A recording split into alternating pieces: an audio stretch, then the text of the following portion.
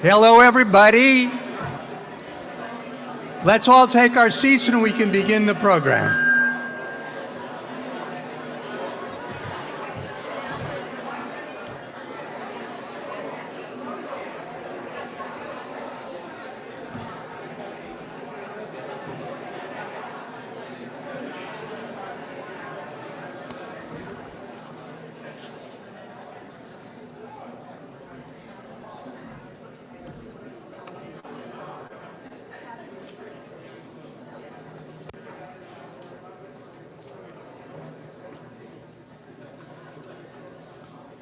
Well, it's awfully nice to see everybody here today. It is truly, it's inspiring to see 200 people congregating here today for us. So I applaud you for being here, so thank you for that. These type of meetings, I'm never sure quite how to dress. So I do have a tie, I do have a shirt, I do have a jacket. Sometimes you have them, sometimes you don't have them. So I put them all together for everybody today. So again, I want to thank you for being here. I can't tell you probably how many times we have revamped this meeting effort tonight. We started planning it 9 months ago, 12 months ago, and it had a focus to it. And then it seemed to morph, and then it remorphed, and then it refocused. And then about 2 months ago, we figured it out, exactly what we wanted. And then October 7th happened, and we rewrote the script. So I want to welcome everybody here. For those of you who don't know me, I know a lot of people here, but there are some faces I certainly don't. My name's Charles Gottesman, and I am the Development and Campaign Chair for the Jewish Federation of Palm Beach. Thank you.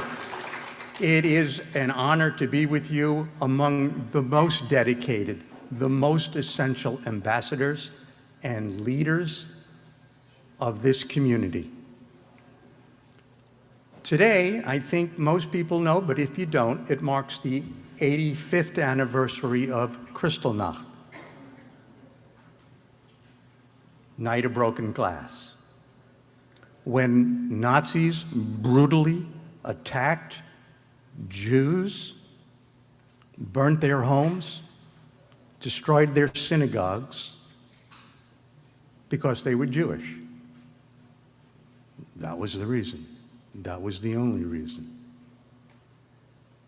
This absolutely horrific event served as a prelude to the murder of 6 million Jews during the Holocaust. And today also marks a day of 33 days since Hamas terrorists attacked Israel. More Jews perished on that particular day than at any time since the Holocaust. Never again is now. The war in Israel comes amid a surge of anti-Semitism here at home in America. We see a 400% surge in anti-Semitic incidents, and Florida, here where we live, ranks 4th in the United States. And so as we gather here today, we are reminded of critical distinctions between Kristallnacht 85 years ago and now. First, the existence of the State of Israel. And secondly, the strength and reach of connected global communities. Here in the Palm Beaches, we are one of the fastest growing and most substantial Jewish communities in all of America. And as we witness the rapid changes and growing needs in Palm Beach, in Ukraine, and now in Israel, we face a choice. Stand by and watch, or boldly act and shape our community's future.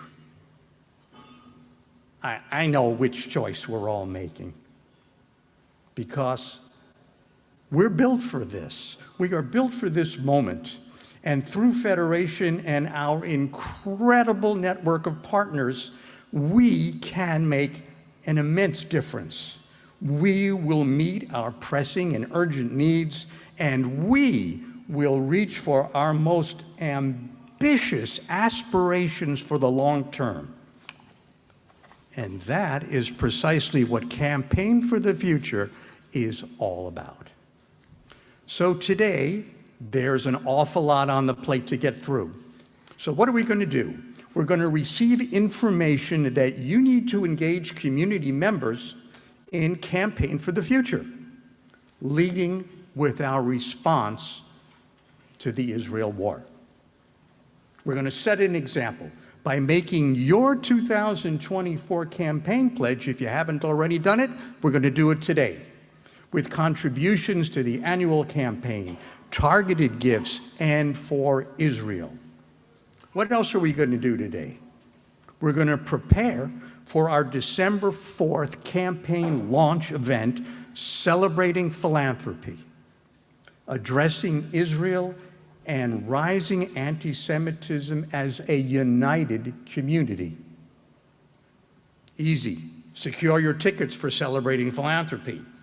This year, no minimum gift. No gift required to attend. So we invite all who prioritize Jewish community in their philanthropy to join us. Sign up to invite others to join us as well in Celebrating Philanthropy. And after this, let's have a cocktail or two with each other, in friendship, in camaraderie, as one united Jewish community. Your role as champions of the Campaign for the Future is of utmost importance, not just to me, our campaign leadership, but it includes Bill Meyer, Campaign for the Future Chair, Susan Schulman Portnoy, Federation Board Chair, Rhonda Starr, I don't know, Rhonda, where are you? But you're here somewhere. There you are, Rhonda Starr, and Vivian Lieberman, Women's Philanthropy Campaign Chair, our Federation's Board of Directors, and our board members and our local Jewish partner organizations. This is a historic campaign, and it is aptly timed for this very moment to address the immense needs we face at home and around the world. Combating anti-Semitism on college campuses, instilling pride in Jewish identity among our children, and of course, supporting the people of Israel. Our commitment is resolute for today, tomorrow, and forever. The dedication to both the pressing and enduring needs of our community is what the Campaign for the Future is all about. And recognizing donors for all their contributions is at the very heart of this campaign. So you and you and you and you are the driving force behind this and its success. So once again, I thank everybody here, all 200 and something of you, for showing up. It's wonderful to see it. It's inspiring to me, and I think it's inspiring for all of us, for standing up and standing together, because it means so much to so many. So once again, I thank you, and I think it's time for further insights, I'm going to introduce my friend and Federation's president, CEO, Michael Hoffman.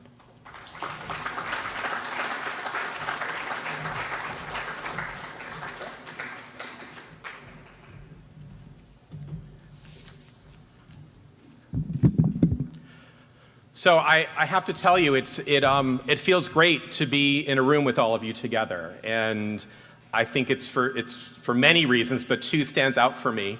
One is it kind of feels like the first day of camp. A lot of you are back for season. A lot of you haven't seen each other in quite some time. It's a nice reunion. And the second is, over the past 33 days, there has been such a yearning for our community to get together and to be together and to comfort each other and to hug each other as we're all thinking about the absolute horrific events that have taken place within Israel.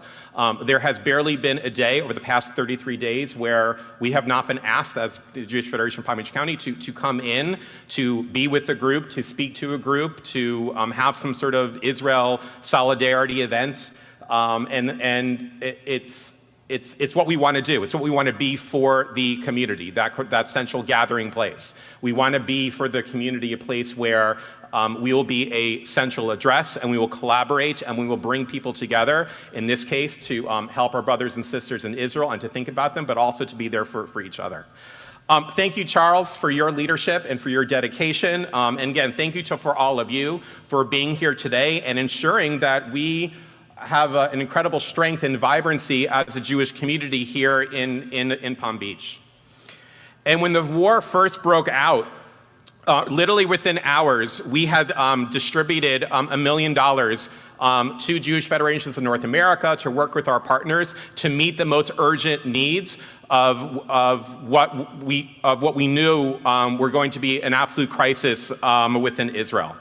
And simultaneously, we launched the Israel Terror Relief Fund to support what we knew were going to be the dire and urgent needs facing the people and the state of Israel.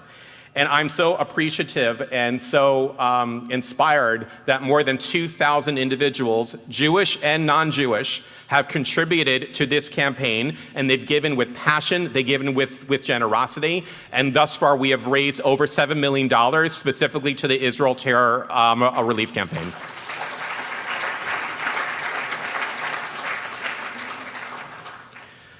These funds are being channeled to support the vital programs being facilitated and implemented by our partners at the Jewish Agency for Israel, the American Jewish Joint Distribution Committee, the Israel Trauma Coalition, and again, working in collaboration with Jewish Federations North America, we're helping support about 40 different organizations in Israel that are serving the most vital needs. And thanks to a national allocations process through JFNA, we're able to respond in the most nimble and fluid way possible to meet the needs that are literally changing on a minute by a minute basis.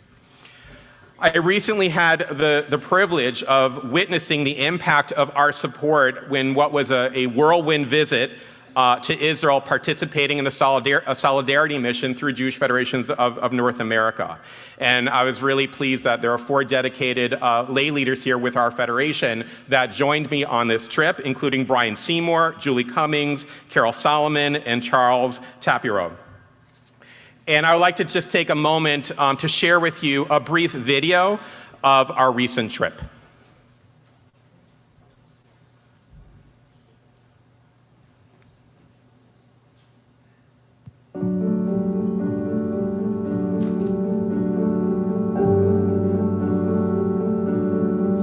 We're here representing the Jewish Federations of North America. It is very important for us to come here so that everyone can see us and know that we're standing next to you. My family is my Aunt Ruthie, my Uncle Abraham, they're 78 years old. My uncle is not well, he can barely walk.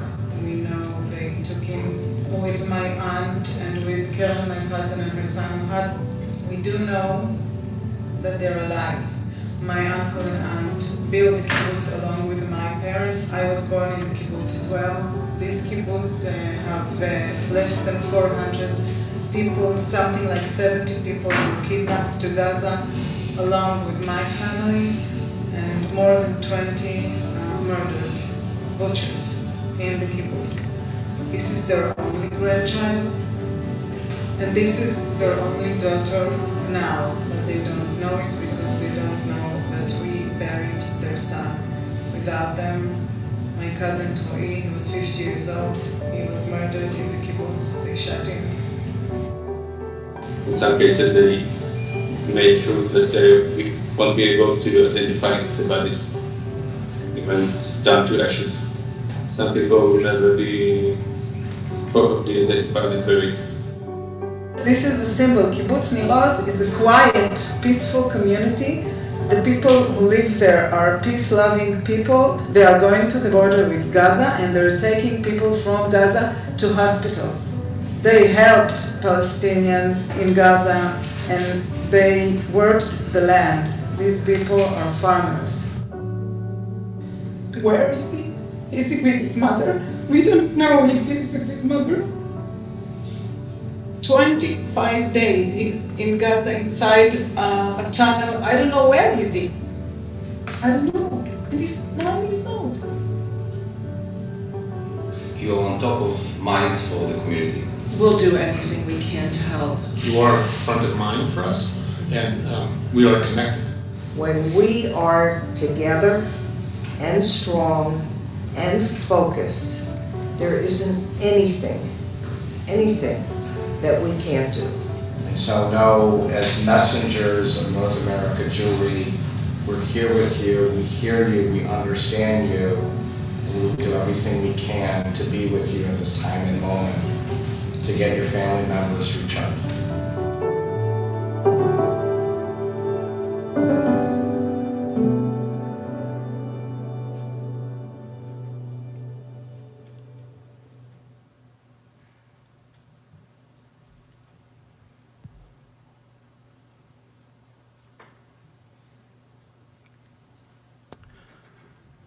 So as you can imagine, what we saw and who we met on this mission was absolutely gut-wrenching.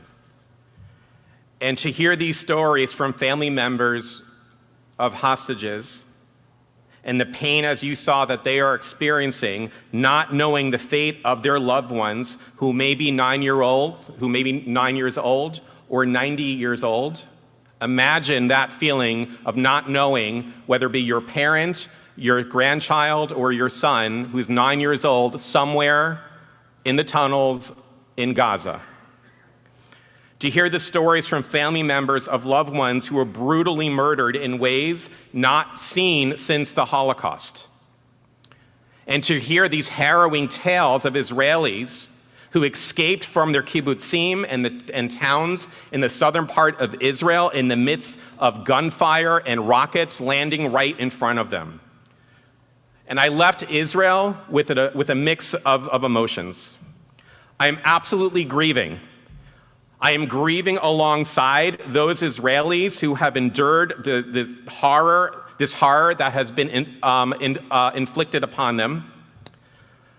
I'm absolutely traumatized over the fate of these 242 hostages that are still being held against their will by Hamas. And I'm absolutely concerned about the 200,000 Israelis who have been internally displaced, who had to move from their homes in the southern part of Israel or in 28 communities in the northern part of Israel that are living in hotels outside of Jerusalem, in the Dead Sea, in Tel Aviv. And they left with nothing on their backs, and their homes are either destroyed or they're unlivable. And I'm deeply worried about the millions of Israelis who are experiencing trauma. We heard one statistic in one of our meetings that as of today, it's anticipated that 30% of all Israelis will experience PTSD. That's as of today. You all know this. Israel is a small country. There is not one person who is not impacted by this crisis in Israel. There is not one person who doesn't know somebody who has not been murdered, there's not one person who knows somebody who's not being held hostage, and everybody knows somebody who has been called up. At the same time, I am immensely proud of some of our community's former emissaries or shlichim, Chani Kolan and Yaar Levi, who have been in our community for the past several years, who are small beacons of light in a time of utter darkness. They have been assisting evacuees. They're providing trauma relief for soldiers in the IDF. And they're there to help those others with urgent and pressing needs. And I departed from Israel, and Israel in crisis, and our support is absolutely crucial as she rebuilds, and Israel will need to rebuild not just from a physical construction perspective, but also its psyche. And I also left behind a resilient Israel that is absolutely determined to overcome a cruel and inhumane enemy. And as leaders, I encourage you to have a similar experience by bearing witness to the trauma facing Israel and to have the opportunity to express unwavering support for the people and the state of Israel. So I invite you to participate on a Jewish Federation of Palm Beach County Solidarity Mission to Israel, which will take place December 10th through 14th. Because the most effective way for us to become the strongest advocates for Israel, to see how our dollars are having the greatest impact in Israel, and to give our brothers and sisters a hug that they so desperately need right now, is to be on the ground in Israel. And in addition, we're also assembling a delegation from Palm Beach County to join the March for Israel in Washington this Tuesday, alongside hundreds of thousands of others from across the country. More information about the mission and the march will be sent right after this event to you. So I'd now like to call upon David Heller, the National Campaign Chair for Jewish Federations of North America, to come to the stage. And as David is walking up, David is here to share how your philanthropy is making a difference in Jewish Palm Beach, in Israel, and around the world through our campaign for the future. I've had the pleasure of getting to know David over the past couple of years as we've traveled to Ukraine and Poland and some other war-torn places, hiding in bomb shelters. Don't tell my wife. He is from Cleveland, and he has held almost every major leadership position with the Jewish Federation of Cleveland, including as past board chair. And within Jewish Federations North America, David is responsible for leading the wartime fundraising campaign for Israel on behalf of 146 Jewish federations across the country. And previously, David served as the chair of the JFNA Ukraine Emergency Campaign. And most importantly, David is an absolute mensch. He expresses his leadership with passion and compassion, and there's no one more concerned about the needs of Jewish life locally and overseas in Israel than David Heller. So thank you, David. Welcome. And I want to welcome his wife, Becky. Okay. So David is co-chair of the Allocations Committee for Jewish Federations North America for the Israel Emergency Campaign. So David... No. Steve Hoffman and Jeff Schoenfeld. Steve Hoffman and Jeff Schoenfeld are co-chairs of the allocation. I'm the chair of the Israel Emergency Campaign. Correct. But as someone who's involved in the distribution of funds, can you kind of give us a sense of what's the update, where's the money going, what are the most pressing needs facing our brothers and sisters in Israel right now? Sure. So let me start by going back to the fourth day of the war. We did not know how much we were going to need, and we didn't know how to set a goal. So I called Steve Hoffman, who many of you in this community know, and I said, Steve, I need a little bit of historical context here. How much did the North American community raise during the Yom Kippur War? And he said, we raised over $600 million. And as Eric Fingerhut was talking to the large city execs, of which Michael is included, they had some conversations, and they said, you know, we want to make sure that whatever the goal we set is a goal that we can achieve. And we kept pushing, I kept pushing, and Michael and Erica and others to say it needs to be big and it needs to be bold. And so that's what they did, and that's when we set the goal on the fourth day of the war of a $500 million campaign.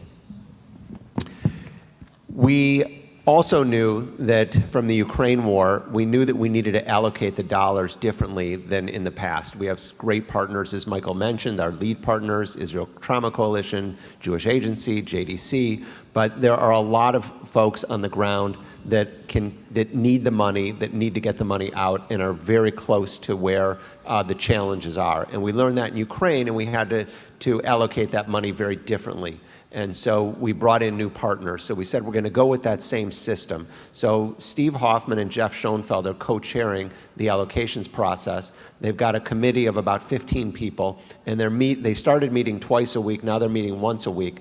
And they're working with an incredible staff in Israel that all of these requests are pouring into our JFNA office, and we are vetting them. And one of the things that is very interesting about the federated process is when those requests come in, we're vetting the fact of how much money they've raised elsewhere. So when you all are receiving phone calls from some very worthy organizations, which I strongly, thank you for giving to, but United Hatzalah, Magen David Adom, Zaka, all incredibly, incredibly important organizations, then they need to disclose to us how much they have raised and how much their needs are, and then we will then fund them on what the difference is and how much they need.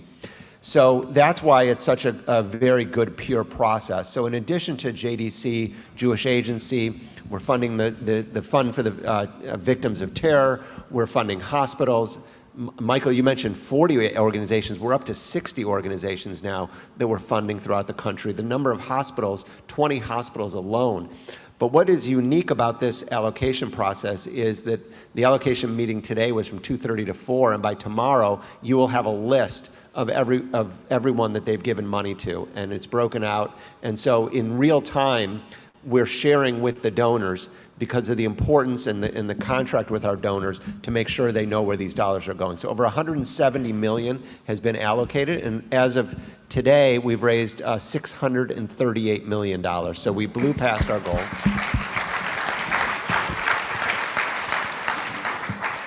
And we're not going to set a new goal, because the needs are endless, and your community and so many communities around North America have been so incredibly generous, but we know that the needs are going to continue and continue. And so as the campaign chair, I'm out in different communities every single day trying to talk about where the needs are, thank our donors, and also let them know that we're going to continue to reach donors as this continues on.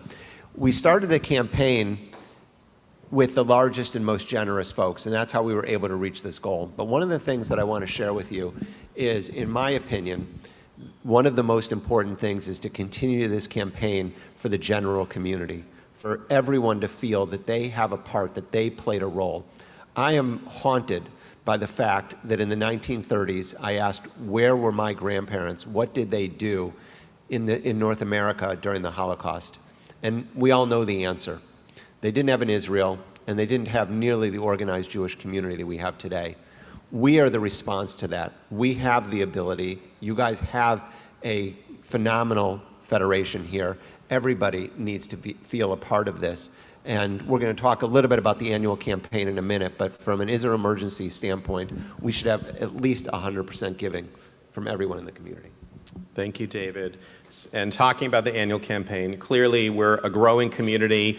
Clearly we're a community that supports our local needs as well as overseas in Israel. I recently had a conversation with a donor who said, in light of this current crisis in Israel, we need to stop doing everything else and only focus on raising money for Israel. So as someone who's been so committed to the annual campaign in Cleveland as a past board chair, how would you respond to that donor who says, stop the annual campaign and only raise money for Israel right now? Yeah, so we had this dilemma in Cleveland, actually, and now we're having this conversation around the whole country, and we have decided as a system that absolutely we must continue our annual campaigns.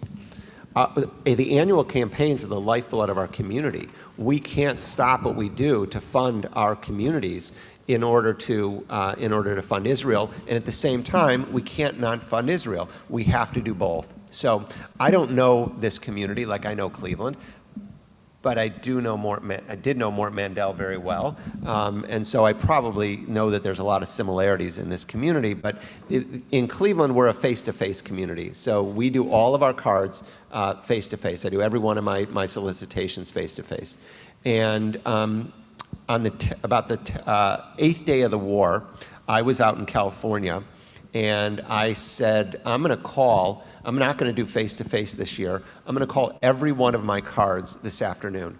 And so I called every single annual gift and had a conversation with them over the phone. They all increased, and they all gave an Israel emergency gift. It is absolutely the time. We have to get to our donors quickly, and you know what? They want you to. They want you to have this conversation. They are craving the conversation. And so we would be missing an incredible opportunity to touch base with our donors if we didn't run the annual campaign at the same time. I think it's important also to reiterate, and we'll hear a little bit later from some of our partners in the agencies, although the needs in Israel are of epic proportions, the needs don't stop here in our local community. We're still dealing with the growth in our community of families with young children. We're still dealing with increases in mental health needs in our community. We're still dealing with the needs of our seniors in our community. That can only be done through the annual campaign and through support of our local agencies in terms of giving.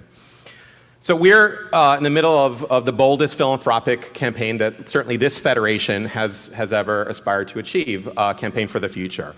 And this campaign is basically focused on three main areas. Increasing contributions for the immediate needs of today through annual giving to our annual campaign and annual support to our agencies. Focusing on tomorrow through multi-year gifts and multi-year commitments, and then focusing on the needs of our community forever. And again, we're talking about the urgency of the moment. We're talking about the need to provide philanthropic resources to our annual campaign and support our agencies. Can you give me a sense of why you think it's still important that we continue to focus on building for tomorrow, building for our future through legacy and endowment commitments? So my answer here is not scripted, and I'm just going to share with you my true feelings on what's going on in Palm Beach. We know of a lot of communities around this country that had explosive growth.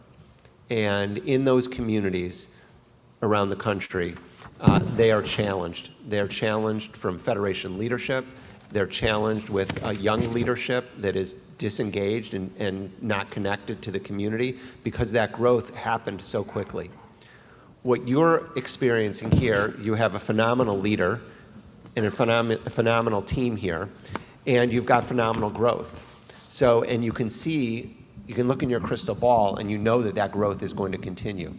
And so if you don't continue to build the young leadership and the agencies and the leadership development programs for your community, you're going to end up like some of those communities, and I don't want to mention them by name, but you can all imagine some of these communities that are suffering because many of your kids and grandkids have moved to these communities, and you say, why can't they get involved in Federation? Well, because the Federation wasn't ready for them, and they didn't have the programs for those young adults to get engaged in the community, and so they're playing catch up.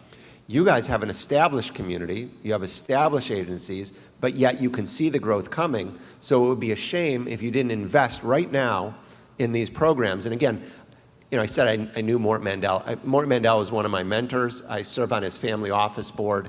I'm pretty close to it. And one of the things that Mort really drilled in were the leadership development programs. And that's why I think communities like Cleveland and Palm Beach are so unique, because we recognize the fact that if we're going to be strong communities in the future, we're going to be strong communities because we educate, we engage, and we work on our young leadership and young families.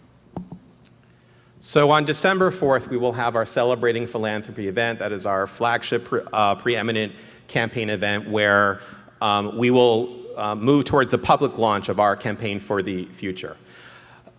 We have set an aspirational goal, as many of you know, of $250 million. I'm very pleased that we've raised over $150 million in commitments to date, which we're very proud about. But in order to reach that $250 million goal, it takes a village. And we're in that point of transitioning from the quiet campaign to expanding the number of people who need to be involved in helping support this. What role do you think lay leadership needs to play moving forward and helping us not just meet, but hopefully exceed our goal of $250 million, whether it's opening doors, whether it's being ambassadors, and for those people who don't necessarily like to solicit or want to solicit, what role do you think our leadership needs to play? I think the most important thing is to understand the why. And if they understand the why and they have the vision for where Palm Beach is going to be 10, 15, 30 years down the line, they're going to open up their wallets very quickly and understand this is something that we absolutely have to be a part of, because this is the Palm Beach that we want for our children and for our grandchildren and for the next generation. So for my last question to you, you have been involved, you and Becky have been involved in philanthropy, I'll say your entire life. Clearly, this is something that is in your kishkas, it's in your soul, it's in your heart, it's in your mind. And so to the 200 plus sitting here, what is your advice to inspire us to pursue philanthropy and leadership and continue to help elevate our community? So one of the things, so Michael, you're right, I did grow up in a Federation family, but my father didn't. And my father, in 1967, was asked by his best friend, Bobby Goldberg, to go to a parlor meeting at the Ratner's house. These are names that I would imagine if you're involved in philanthropy here, these are household names nationally of people that have been involved.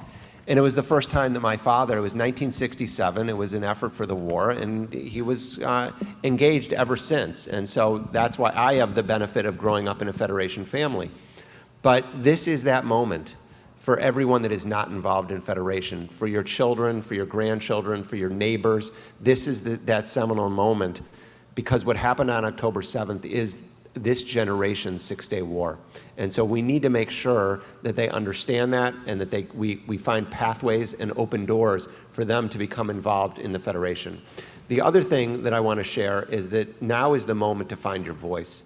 And if you have been a person that is intellectual on our community, now you need to take that intellectual and turn it into action, and to be able to speak up and speak out. Everybody needs to find their voice within your community, within your network, within your boardrooms.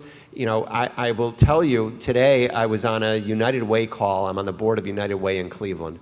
I was on Zoom, and we had an executive committee call, and I took the opportunity to share with my fellow board members, many of them non-Jewish, to tell them the antidote to anti-Semitism. Because there is only one antidote in 2,000 years of how to fight anti-Semitism, just one. And that antidote is not by a bunch of Jews standing up on the top of their chairs screaming, "Don't be anti-Semitic to us." The only way that anti-Semitism will go away and the anti-Semites will crawl back under the rock that they came out from is when kings and lords and people in position of power and clergy and presidents and congressmen will stand up and say, there is no room on my watch for anti-Semitism to exist. Clear as day. That's it. They have to stand up and say that. And so when you go back and you're in your boardrooms with your non-Jewish friends, you need to thank them. You need to remind them that's the only way that it goes away. And you need to encourage them to take that stand, to stand up, to speak out, and to have clear as day that it cannot exist any longer.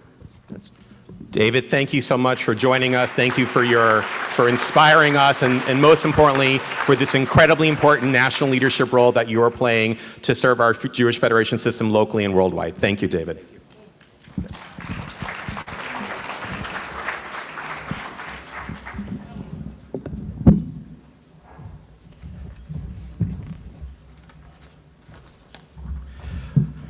So the Campaign for the Future fundraising model, which includes and encourages contributions to the annual campaign and supplementary gifts for our partner agencies and community priorities, such as Israel, it's incredibly timely and it's incredibly important. And Charles mentioned this before, but we were built for this moment. We are built to be a center for philanthropy. We are built to sort of help strengthen and support philanthropy on behalf of the entire Jewish community. And we were built to help ensure that our partner agencies and our programs have the means and capacity to meet the ever-changing needs of our community from a variety of different constituencies. So our Jewish community is prepared for today's unprecedented time of need because of the exceptional leadership and partnership we have with our partner agencies. And I would like my colleagues, the execs, to please come up and join me on the stage. And there's feedback. Because as they're walking up, because together we carry out such remarkable work that impacts thousands and thousands of people here in our community in Palm Beach. Uh-oh.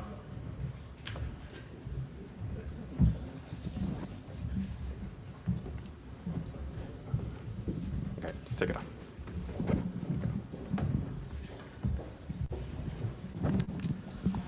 as our community's most dedicated leaders, we think it's absolutely crucial that you understand what's happening in our agencies. You understand what are some of the priorities that our agencies are dealing with. And in addition, we also want you to hear how our agencies have stepped up in very significant, important ways as we've all come together as a community to meet the needs related to the crisis in Israel.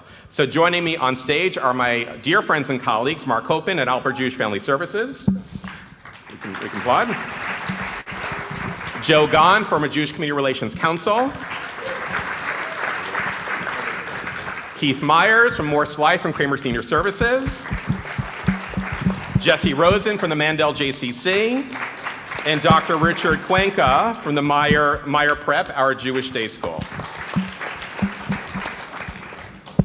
So I'm going to ask each of you to basically give sort of a very quick update. Each of you worked very swiftly and very actively to provide a level of support to our community when the crisis in Israel took place. Although the crisis took place 7,000 miles away, our community was deeply, deeply impacted. And we'd say there's a lot of emotion and trauma and a need to get together, and that's why our agencies have been so innovative and so fantastic. And so let me start with you, Mark. Can you kind of give me a sense of how JFS responded when the crisis in Israel when the crisis in Israel broke out? Sure. Thank you, Michael. On October 2nd, our agency was fortunate to have received the award for the large nonprofit of the year by Nonprofits First, and we were in the middle of celebrating that. Thank you. We're in the middle of celebrating that and figuring out how to celebrate that when October 7th happened. And very quickly, we realized the significance of what had taken place and that there was a space in our community for Jewish Family Service to be doing what Jewish Family Service does in times of crisis, like if there were a hurricane or if there were a Parkland or a Surfside, that this was our time to provide support to the community. And so by Sunday, by 10/8, we had already organized the first support groups that we were going to be doing that week. And then during that first week, working on more support groups, as well as speaking to our partners, most of the partners that are here on the stage, about how we can support their organizations. And like you now, hardly a day goes by where we're not getting called by somebody to try to either meet one-on-one or to put a group together to be able to help people cope with what is happening and also to be able to deal with what has been this incredible rise in anti-Semitism that we're seeing here and in our community. People are definitely rightfully are fearful, and at the same time, and they're angry and they're mad and they're crying, and at the same time, what we have been doing mostly is being able to provide hope.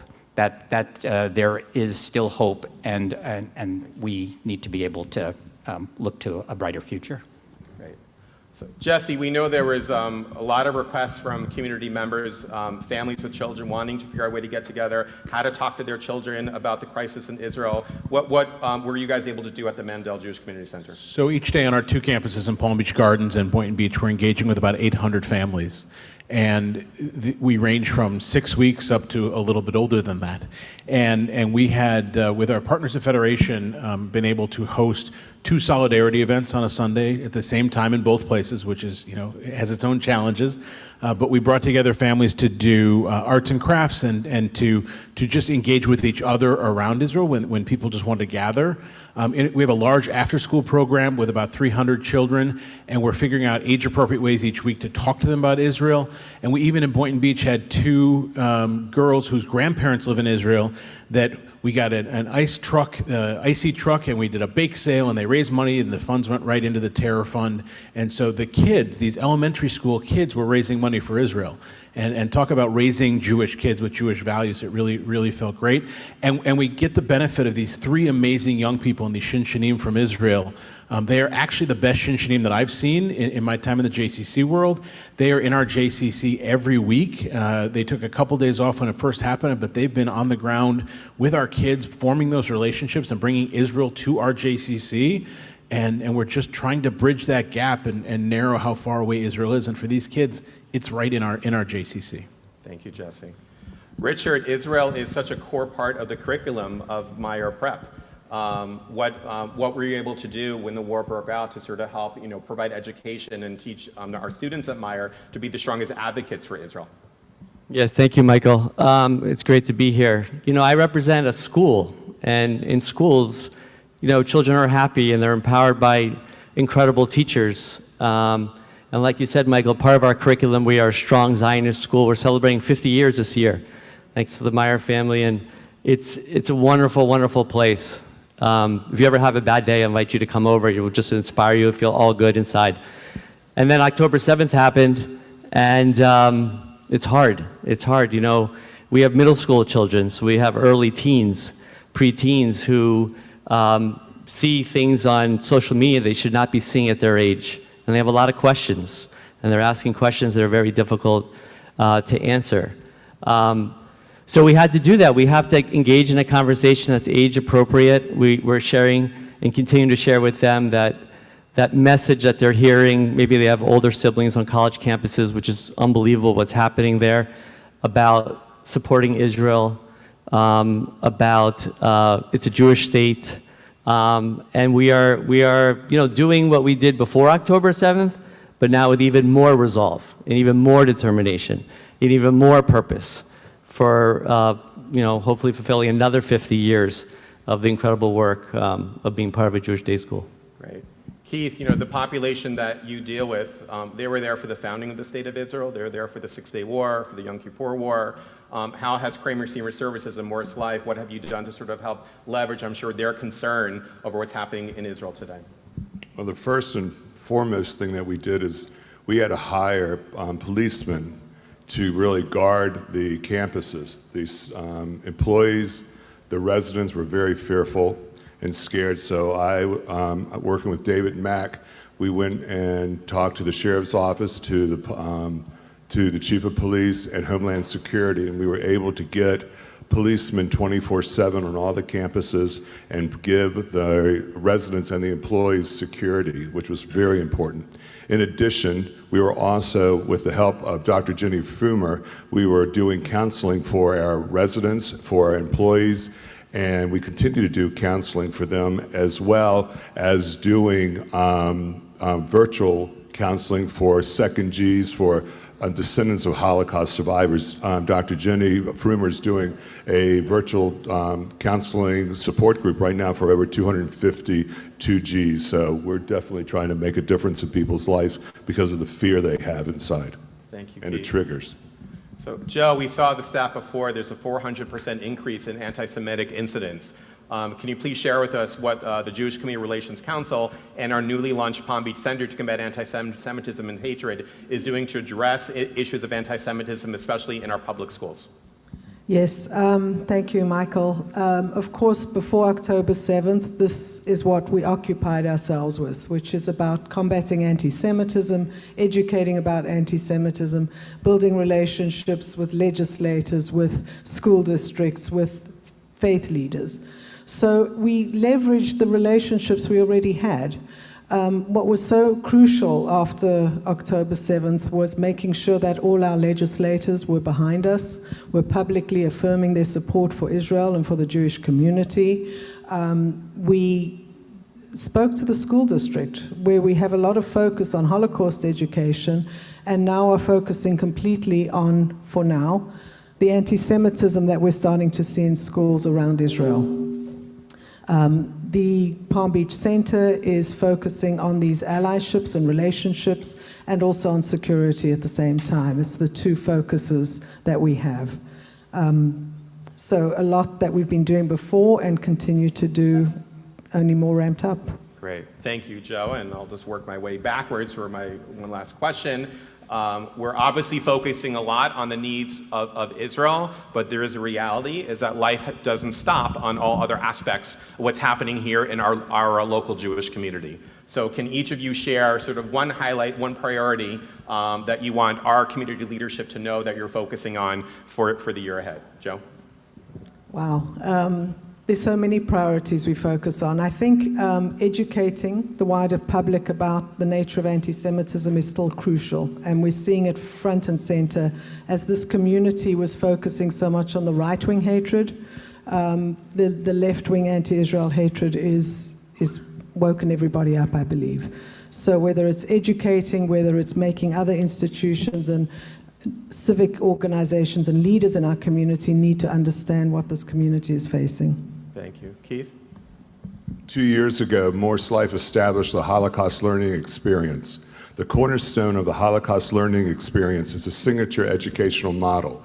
We have 31 lessons in our catalog.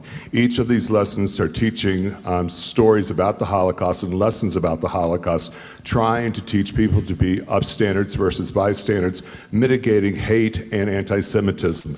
We pair it with a pre-recording of a Holocaust survivor telling their story. A lot of teachers in South Florida have the benefit of going to museums and or going to universities to learn about Holocaust instruction. Fortunately, we have paired and added a resource guideline that will help teachers who don't have that benefit to understand the lesson, facilitate the instruction about it, because the state of Florida this year has added 30 standards and 100 benchmarks. We, in each of those resource guidelines that go and follow those lessons, will stipulate what standards and what benchmark will be taught with that lesson, because students from 5th to 12th grade in the public school system must meet all 30 standards and all 100 benchmarks. We are presently in 23 school districts out of 74, and we have 350 teachers that have bought into our learning management system, and we have over 60,000 students that we are teaching them about mitigating hate and mitigating anti-Semitism and being an upstander, and we're very proud of this system. Thank you, Keith. Richard? Thank you, Michael. Yes, this is an unbelievable community, and it's growing thanks to all of you and the leadership on Federation. We have families moving to the area, and they're looking for a school for their children. So one of the things that we're experiencing is tremendous growth. And with tremendous growth means we need more room to fit all these unbelievable kids. It's really a blessing. So I'm glad I'm speaking before my friend Jesse, but one of the things that we need together, I don't know what you were going to say, is we need more space on campus to be able to welcome more families into a Jewish day school. It's written, it says, if there is a Jewish cemetery, Jews once lived there. Have you heard this? If there's a Jewish temple, Jews are currently living there. If there's a Jewish day school, there's a Jewish future. There's an unbelievable Jewish future that is happening right now in Palm Beach. The Jewish day school has their doors open to all these young families that are moving there, and we need to just be able to support them and welcome them with, God willing, more space. Yeah, what he said.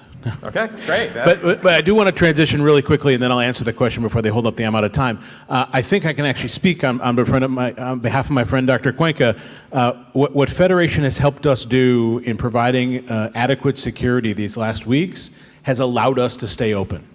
We had, at the J, and I assume at the day school, hundreds of terrified families, and it is singularly Federation's partnership with us and Carson Nightwine, the Director of Community Security, that have helped us navigate this and provide the adequate security that we need to stay open. And I can't not say thank you for that, and I think Richard would join me. Absolutely. And at the J, we're seeing tremendous growth. We are investing incredibly, thanks to the Mandel Foundation and matching in this community in our teen population.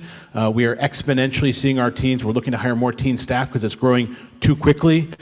We are thrilled with the growth and engaging in different parts of the community. We're doing Hanukkah events in gated communities that we've never been to before, and we're opening that tent wider and wider for our community. Thank you, Jesse. Yeah, we're focused on expanding our footprint right now in Palm Beach Gardens. We just opened our Center for Belonging and Wellbeing, which is primarily focused on our work with people with disabilities. And down in West Boynton Beach, we are now co-located with Temple Sherei Shalom, and we're coming near the end of a build-out to expand our food insecurity work. a very special program that we are doing, the only program that we know of in our community to be working with young families or young individuals who are employed but are not making as much as they hope they could and are struggling. And so that the hope of this program is that we are going to be able to get them off of the food pantry line. So to be able to take people that are struggling and get them a care manager, work with Career Connections, and get them the job skills that they need and get them off of the line of the food pantry, and hopefully one day be volunteers at our food pantry rather than recipients of service. Great. Thank you, Mark. I want to thank my dear colleagues for their expertise, for their partnership, for their support. I will tell you, I've worked in other communities. We are incredibly fortunate to have these 5 exceptional partners, and some of their teams are with us here this evening. An exceptional caliber, an exceptional group of colleagues that we're all working to achieve the same thing, which is to strengthen Jewish life here in Palm Beach. So thank you, all of you.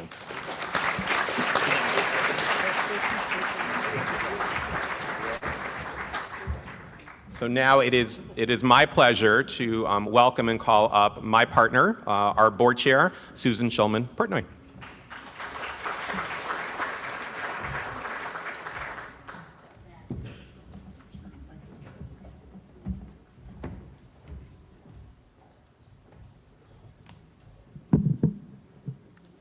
Hi, everyone. I just really want to reiterate what Michael just said.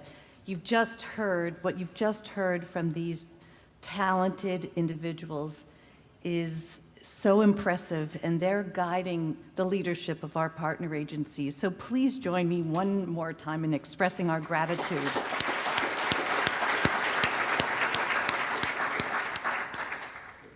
Each of us as leaders in this room has a special role to play to inspire, educate, and engage our friends and neighbors in addressing our community's most pressing needs today, tomorrow, and forever. This important work is being carried out through Campaign for the Future, and today's meeting is a business meeting for our leadership. Given the urgent needs and circumstances, we will now shift our focus to the tasks at hand and seek your assistance. Here's what I'm requesting from each of you. Lead by example by finalizing your 2024 giving decisions. The urgency of the situation in Israel, coupled with the pressing needs at home, compels us to ask you to offer support for both. And as we are all gathered here today, I kindly ask you to confirm your pledges. So, allow me to guide you through the process. Your pledge card is conveniently located behind your name badge. You also have a pen somewhere, I think. Please take both out at this time. On the card, indicate your 2024 annual campaign contribution plus any supplemental targeted gifts for agencies and federation programs and contributions to the Terror Relief Fund. You'll notice that we're facilitating support for our community's future by encouraging pledges over multiple years. Additionally, express your interest in learning more about making a legacy commitment to support our community forever. Some may wonder how to approach the annual campaign and giving to Israel, and here's what I can say. The magnitude of needs are so big that we see donors giving more to the annual campaign and also giving the same amount to Israel or even more. I'll pause for a minute to allow you to attend to these matters before we decide to continue.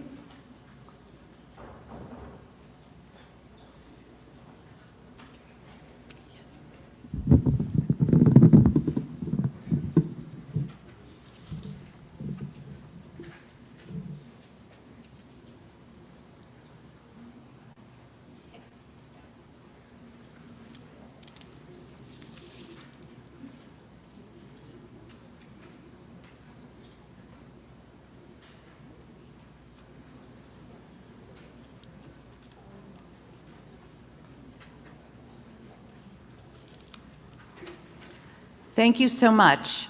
Please hand in your pledge cards to any Federation professional after the program. And now, as our leaders, we invite you to join us at Celebrating Philanthropy. Your support is crucial for the success of this event. Celebrating Philanthropy marks a historic occasion. It's the official launch of Campaign for the Future. Most of you have already gotten your ticket, but if you haven't registered yet, you can do so at the Celebrating Philanthropy table before you depart today. The event features an exciting lineup, including the new addition of Chuck Todd, NBC News political director and former host of Meet the Press. Chuck was raised Jewish in South Florida, and he'll share his unique viewpoint on being a Jew in today's political arena. The program also features the co-creator and co-star of Netflix's popular Israeli show, Fauda. If you haven't heard, Fauda revolves around an Israeli Defense Forces unit pursuing terrorists in Gaza and beyond. Furthermore, Robert Kraft, the owner of the New England Patriots, known for spearheading the Blue Square campaign to combat anti-Semitism and hatred, will introduce our own Palm Beach Blue Square Outreach and Awareness Initiative. The success of this event depends on each of us inviting our friends and neighbors to join us. This year, there's no minimum gift, as Charles said earlier, and we invite all who prioritize our community in their philanthropy to join us. So inside your folder, once again, this is interactive, you will find a Celebrating Philanthropy recruitment card, and kindly retrieve it. Take a brief moment to jot down the names of at least 2 individuals you intend to invite to the event, and I'll give you a minute to complete this.